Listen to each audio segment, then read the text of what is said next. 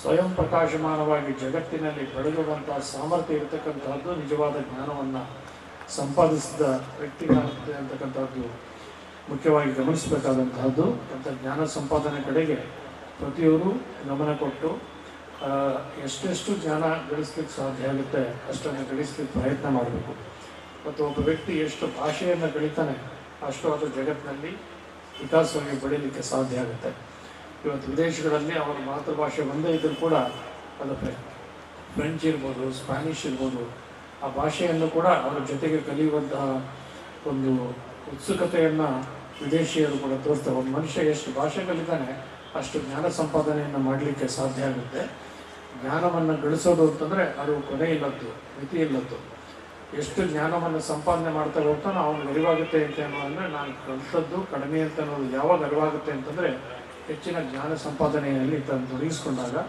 ಅಂಥ ಅವಕಾಶಗಳನ್ನು ಉಂಟು ಮಾಡಬೇಕು ಅಂತ ಅನ್ನೋ ಕಾರಣಕ್ಕಾಗಿ ಈ ಭಾಗದಲ್ಲಿ ಭಾಳ ವರ್ಷಗಳ ಹಿಂದೆ ನಮ್ಮ ಇಲ್ಲಿ ಸಂಸ್ಥೆಯವರು ಅನ್ನದಾನ ವಿದ್ಯಾ ಪ್ರಸಾರಕ ಸಮಿತಿಯನ್ನು ಪೂಜ್ಯರು ಪ್ರಾರಂಭ ಮಾಡಿ ಅಂದಿನಿಂದ ಕೂಡ ಅವರ ಬೆತ್ತವನ್ನು ಹಿಡಿದು ಪ್ರತಿ ಊರಿನಲ್ಲೂ ಕೂಡ ಭಿಕ್ಷೆಯನ್ನು ಮಾಡಿ ಅವರಿಂದ ಭಿಕ್ಷೆಯನ್ನು ಪಡೆದು ಸುಮಾರು 5,000ಕ್ಕೂ ಹೆಚ್ಚು ವಿದ್ಯಾರ್ಥಿಗಳಿಗೆ ಆ ದಿನಮಾನದಲ್ಲೇ ಅವರು ಪ್ರಸಾದವನ್ನು ಮಾಡಿ ಮಕ್ಕಳ ವಿದ್ಯಾಭ್ಯಾಸಕ್ಕೆ ಅವಕಾಶವನ್ನು ಕಲ್ಪಿಸಿಕೊಟ್ಟಿದ್ರು ಅಂತಕ್ಕಂತಹದ್ದು ಕರ್ನಾಟಕದಲ್ಲಿ ಒಂದು ಸೋಜಿಗದ ಸಂಗತಿ ಇತ್ತು.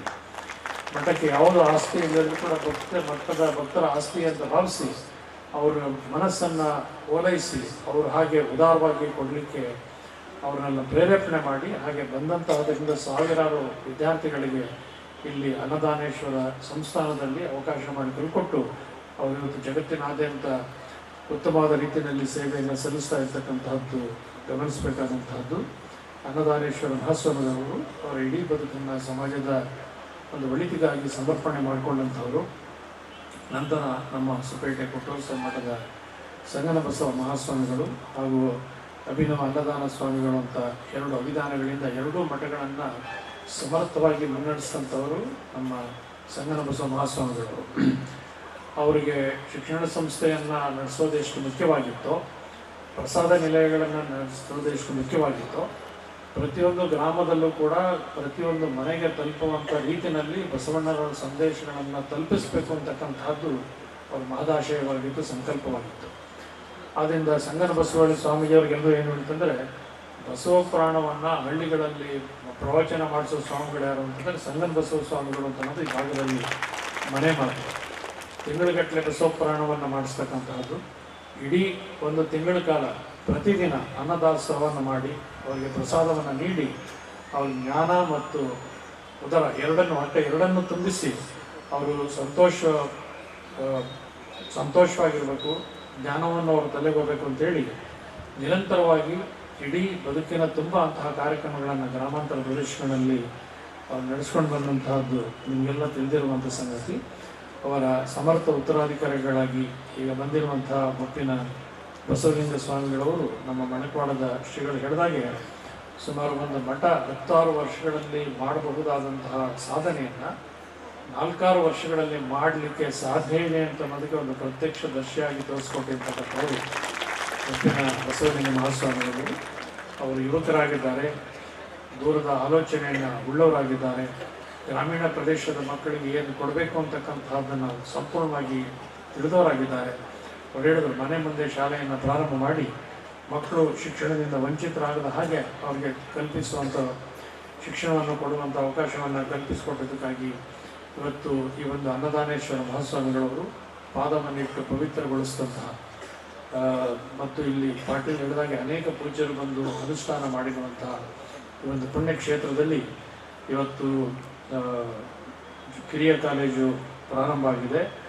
ಹಾಗೆ ಆನಂದಾಶ್ರಮವನ್ನು ಕೂಡ ಇವತ್ತು ನಿರ್ಮಾಣ ಮಾಡಿ ಇಲ್ಲಿ ಬಂದಂಥ ಸ್ವಾಮೀಜಿಗಳಿಗೆ ಮತ್ತು ಮುಪ್ಪಿನ ಬಸವಲಿಂಗ ಸ್ವಾಮಿಗಳಿಗೆ ಬಂದಾಗ ಶಾಲೆಯನ್ನು ಕಾಲೇಜಿನ ಉಸ್ತುವಾರಿಯನ್ನು ನೋಡ್ಕೊಳ್ಳಿಕ್ಕೆ ಆನಂದಾಶ್ರಮ ಕೂಡ ಇವತ್ತು ಪ್ರಾರಂಭ ಆಗಿದೆ. ಒಂದು ಭವ್ಯವಾದ ಕಟ್ಟಡ ನಿರ್ಮಾಣ ಆಗಿದೆ ಮತ್ತು ಮೇಲಿನ ಅಂತಸ್ತಲ್ಲಿ ಹೆಣ್ಣು ಮಕ್ಕಳಿಗೆ ಉಳಿಲಿಕ್ಕೂ ಕೂಡ ವಾಸ್ತವ್ಯಕ್ಕೂ ಕೂಡ ಅವಕಾಶವನ್ನು ಕಲ್ಪಿಸಿಕೊಟ್ಟು ಹಿಂದೆ ಇದ್ದಂಥ ಕಟ್ಟಡದಲ್ಲಿ ದಾಸೋಹ ಕೂಡ ವ್ಯವಸ್ಥೆ ಮಾಡಿ ಮಕ್ಕಳಿಗೆ ಯಾವುದೇ ತೊಂದರೆ ಆಗದ ರೀತಿಯಲ್ಲಿ ಶಿಕ್ಷಣಕ್ಕೆ ಅವಕಾಶವನ್ನು ಕಲ್ಪಿಸಿಕೊಟ್ಟಿರ್ತಕ್ಕಂಥದ್ದು ಅಭಿನಂದನೀಯವಾದ ಸಂಗತಿ ಅಂತ ಮಾತನ್ನು ಹೇಳಿ ಇವತ್ತು ಈ ಕಾಲೇಜಿನ ಕಟ್ಟಡವನ್ನು ಉದ್ಘಾಟನೆ ಮಾಡಿರ್ತಕ್ಕಂಥವರು ನಮ್ಮ ಪ್ರಾಥಮಿಕ ಮತ್ತು ಮಾಧ್ಯಮಿಕ ಶಿಕ್ಷಣ ಸಚಿವರಾದಂತಹ ಮಾನ್ಯ ಶ್ರೀ ಮಧು ಬಂಗಾರಪ್ಪನವರು.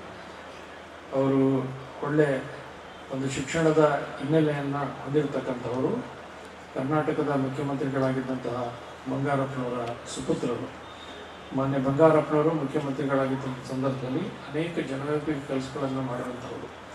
ಅವರು ಗ್ರಾಮೀಣ ಪ್ರದೇಶದ ಜನರ ಬಗ್ಗೆ ಕಾಳಜಿ ಇದ್ದ ಕಾರಣಕ್ಕಾಗಿ ನಮ್ಮ ಕರ್ನಾಟಕದ ಎಲ್ಲ ಗ್ರಾಮಾಂತರ ಪ್ರದೇಶಗಳಲ್ಲೂ ಕೂಡ ಒಂದು ಕುಶಲ ಕೈಗಾರಿಕೆಗಳಿಗೆ, ಅಂದರೆ ವೃತ್ತಿಪರ ಜೀವನ ಏನು ಮಾಡ್ತಾರೆ ಅವ್ರ ಮನೆಯಲ್ಲಿ ಅಂತಹ ಕೆಲಸ ಮಾಡಲಿಕ್ಕೆ ತೊಂದರೆ ಆಗಬಾರ್ದು ಅಂತ ಕೇಳಿ ಕಾಯಕ ಅನ್ನೋ ಹೆಸರಿನಲ್ಲಿ ಎಲ್ಲ ಕಡೆ ಒಂದು ವರ್ಕಿಂಗ್ ಶೆಡ್ಡನ್ನು ಮಾಡಿ ವಿಶಾಲವಾಗಿ ವಿಶ್ವ ಅಂತ ಹೆಸರಿನಲ್ಲಿ ಮಾಡಿ ಗ್ರಾಮಾಂತರ ತರಗೆ ಏನು ಅವರವರ ವೃತ್ತಿ ಇರುತ್ತೆ ಅದಕ್ಕೆ ಸ್ಥಳಾವಕಾಶ ತೊಂದರೆ ಆದಕ್ಕೋಸ್ಕರ ಕೊರತೆಯನ್ನು ಅನುಭವಿಸದೆ ಅಲ್ಲಿ ಬಂದು ಅಂತ ಕುಶಲಕರ್ಮದಿಂದ ಅವರ ಬದುಕನ್ನು ರೂಪಿಸಿಕೊಡ್ಬೋದು ಅಂತನ್ನುವ ಸೂಕ್ಷ್ಮಾತಿ ಸಂವೇದನೆಯನ್ನು ಉಳ್ಳಂಥವರಾಗಿದ್ದರು ಬಂಗಾರಪ್ಪನವರು ಅಂತನ್ನೋದು ನಮ್ಮ ಕರ್ನಾಟಕ ಜನತೆಗೆ ಗೊತ್ತಿರತಕ್ಕಂಥದ್ದು.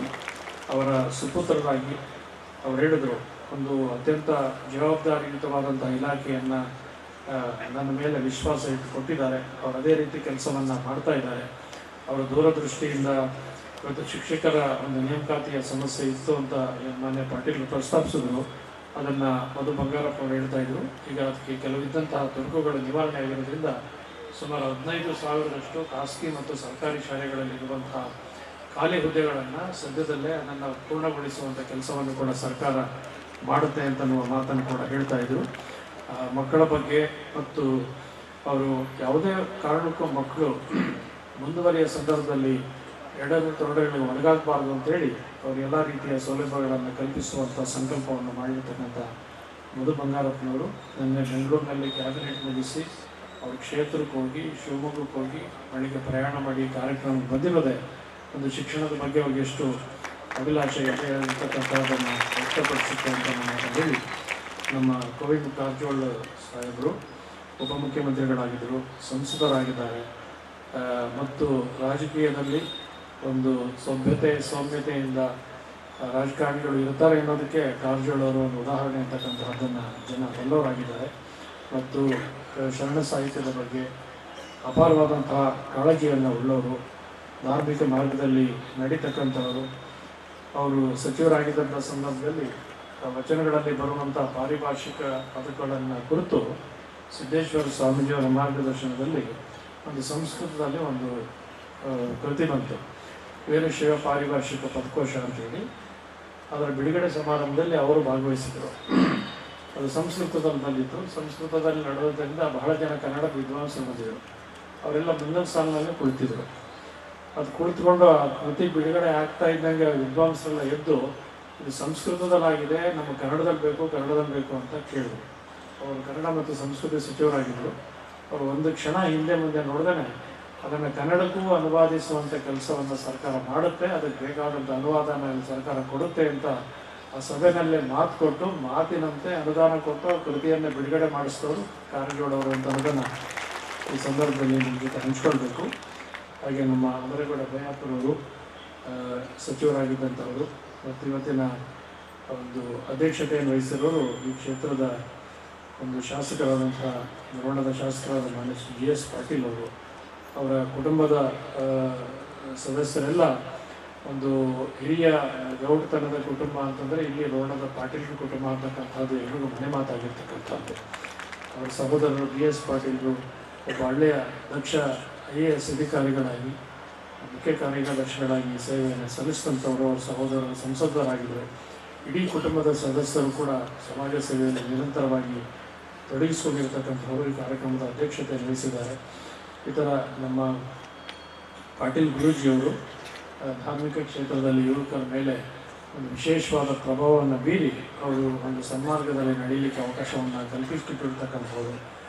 ಕಲ್ಲ ಹೆಜ್ಜೆನವರು ಗದಗಿನ ಪುಣ್ಯಾಶ್ರಮದ ಪಂಚಾಕ್ಷರಿ ಗವಿಗಳು ಹಾಗೂ ಪುಟ್ಟರಾಜ ಗವಿಗಳಿಂದ ಪ್ರಾರಂಭಿಸಲ್ಪಟ್ಟು ಒಂದು ಸಂಸ್ಥೆಯನ್ನು ಅತ್ಯಂತ ಸಮರ್ಥವಾಗಿ ಮುನ್ನಡೆಸ್ಕೊಂಡು ಬರ್ತಾ ಇದ್ದಾರೆ ಅಂತಕ್ಕಂಥ ಸಂತೋಷ ಸಂಗತಿ ಕೇಳಿ ಇನ್ನು ಎಲ್ಲ ಪೂಜ್ಯರು ಈ ಕಾರ್ಯಕ್ರಮದಲ್ಲಿ ಉಪಸ್ಥಿತರಿದ್ದಾರೆ. ಅವರೆಲ್ಲರ ಉಪಸ್ಥಿತಿಯಿಂದ ಕಾರ್ಯಕ್ರಮ ಯಶಸ್ವಿಯಾಗಿ ನಡೆದಿದೆ. ಹಾಗೆ ಅಂತೇಳಿ ಒಂದು ಜ್ಞಾನದ ಕೇಂದ್ರದ ಉದ್ಘಾಟನೆಯ ಸಂದರ್ಭದಲ್ಲಿ ಭಾಗವಹಿಸಿದ್ದು ಸಂತೋಷ ಆಗಿದೆ ಅಂತ ಹೇಳಿ ಅವತ್ತು ಸಾಮಾನ್ಯವಾಗಿ ಮೈಸೂರು ಕಡೆ ಕಾರ್ಯಕ್ರಮ ಇನ್ವಿಟೇಷನ್ ಮಾಡಿದ್ರೆ ಅವ್ರಿಗೆ ಪ್ರಸಾದ ಎಷ್ಟೊತ್ತಿಗಿರುತ್ತೆ ಅಂತ ಪ್ರಿಂಟ್ ಮಾಡ್ತಾರೆ. ನಮ್ಮ ಉಪ್ಪಿನ ಬಸವಲಿಂಗ ಸ್ವಾಮಿಗಳು ಬಹಳ ಬುದ್ಧಿವಂತಿಕೆಯಿಂದ ಸಮಯ ಏನೂ ಹಾಕಿಲ್ಲ, ಕಾರ್ಯಕ್ರಮದ ನಂತರ ಪ್ರಸಾದ ಇದೆ ಅಂತ ಹೇಳಿದ್ದಾರೆ. ಎಲ್ಲ ಇದ ನಂತರ ಪ್ರಸಾದದ ಅವಕಾಶ ಇದೆ ಅಂತೇಳಿ ಈ ಸಂಸ್ಥೆ ಹೀಗೆ ಉತ್ತರೋತ್ತರ ಚೆನ್ನಾಗಿ ಬೆಳೀಲಿ, ಭಗವಂತನ ಕೃಪೆ, ಬಸವಾದಿ ಪ್ರಮುಖರ ಕೃಪೆ ನಿಮಗೆಲ್ಲ ಸದಾಕಾಲ ಇರಲಿ ಅಂತ ಹಾರೈಸಿ 4 ಮಾತಿಗೆ ವಿರಾಮ ಮಾಡ್ಕೊಳ್ತಾರೆ.